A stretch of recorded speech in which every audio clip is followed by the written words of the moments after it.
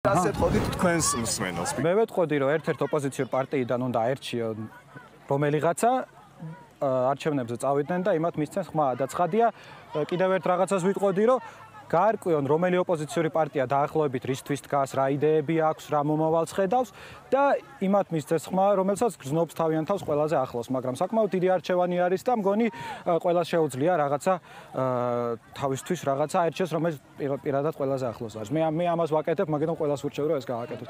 რესერჩი გააკეთონ თვითონ რომელი პარტია რას აკეთებს, ცხადია ესეთი რაღაცეები, მან რა გეგმები აქვს მომავალი საქართველოსთვის და მე მთავრობაში რო იქნებიან უნდა ჩვენც მოვთხოვოთ რომ გააკეთონ რაც თქვენს რომ აკეთებენ. მაგიტომ ამას ყველას უწოდებ რომ გაარკვიონ ვისთვის რომელი პარტია მოსწონს და იმას მისცენ ხმა.